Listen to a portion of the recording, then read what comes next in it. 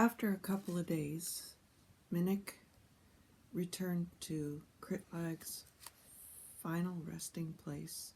He then took out his knife and made a hole in the roof of the igloo so the soul could get out.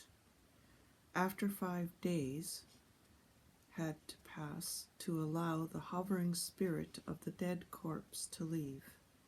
At the end of 5 days, Minnook and Arnook once more returned. Minnook, with knife in hand, cut a hole through the igloo to enter in order to remove his father's body. They carried the body to the top of the hill where Kritlag had sat and communicated one last time with the spirits. They covered him with loose stones. Then Minnook and Arnook quickly took off their mittens and put them amongst the stones, because they believed by touching a corpse they now had to protect themselves from the spirits of the dead. Suddenly hearing the cry of the Tudluk, the loon, above them gave Minnook and Arnook great happiness, as the loon is considered the wisest and oldest of birds, and so befitting for Kritlag's wise and old man. Minnook and Arnook then headed for home to begin a 24-hour fast with the rest of the village, with Kritlag's name never to be mentioned again until when, with a new birth, he had been renamed. As soon as Minnook and Arnook entered their house, Kikisi, their son, ran to them and yelled, "Where is Kritlag, my grandfather? Why did he not come home with you?" With mouth down as if about to cry, and with apprehensive eyes in fear of the unknown, the boy stood holding his thumb. Arnook, his mother, took Kikisi outside and answered, "Kikisi, your grandfather has left us and is in his final resting place on that hill over there under the rocks." Kikisi did not understand. He believed that his grandfather's power was so great that he could communicate with all creatures living and dead. Why could his grandfather then not save his own life and live forever? Minnook tried to reason with his little son by telling him that it was Kritlag's wish and he was now happy and at peace. But Kikisi could not accept his grandfather's sudden departure, and on that day, Kikisi, boy who smiles, lost his smile for many days come and pass.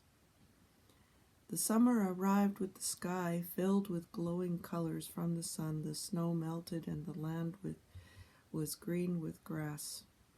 The people of the village were now living in tents of sealskin, where they would live for the rest of the summer.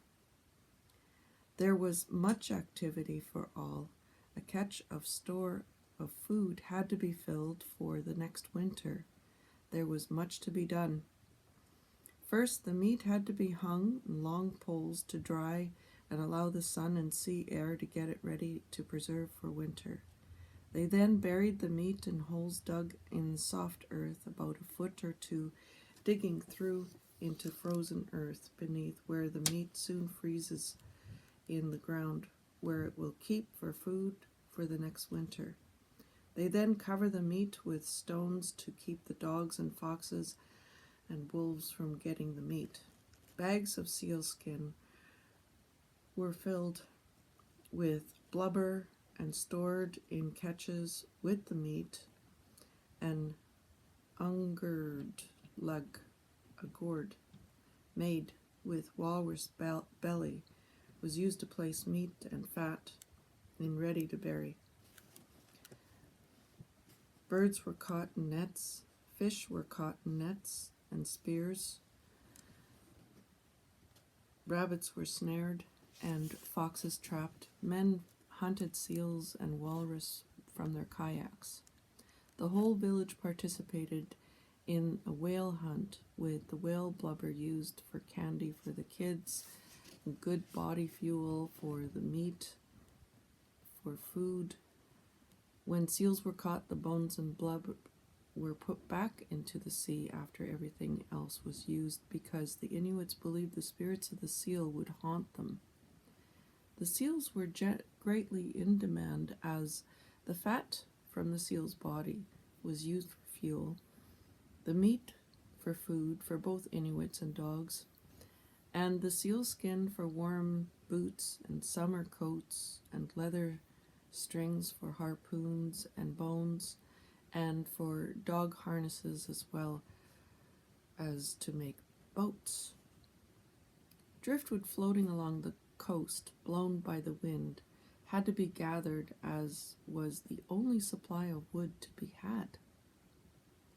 At this time, Tikisi was given a little net of sealskin mounted on a 10-foot pole, and showed how to crouch behind the brow of a hill over which birds, little unks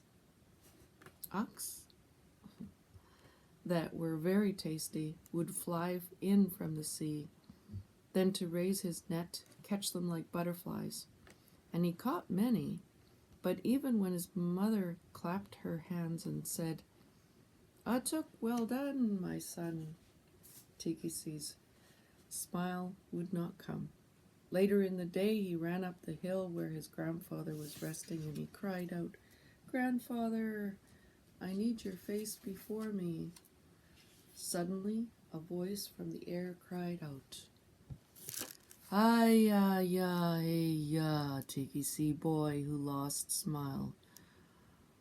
Oanga, it is I.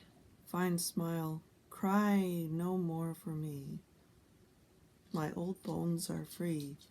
Seek the tudlik, the loon, and know, Tikisi, I am near. Ay-ya." Tikisi looked up and saw a sky permeated with tongues of fire from the new sun. Then a loon swooped by, and the boy was pleased. Tikisi then reached into the pocket of his Arnaruk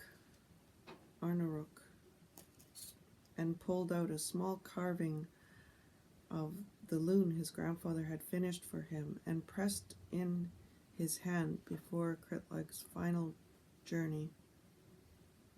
In Tikisi's hand the small carving appeared to have a life of its own, and the boy remembered his grandfather's words, "Tikisi, boy who smiles, when you hold Tudlik in your hand, you will remember me."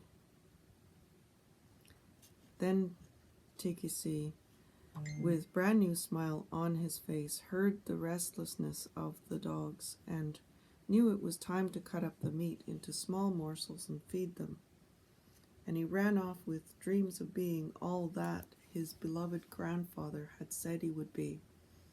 From that day on, life and death met at that moment, as the past was relived in the present. Tikisi was once more known as Tikisi, boy who smiles, and he grew up to be everything his grandfather had promised. He fought the polar bear, harpooned the fierce walrus, outsmarted the tricky seal, and was a great hunter, as his father and his father before him.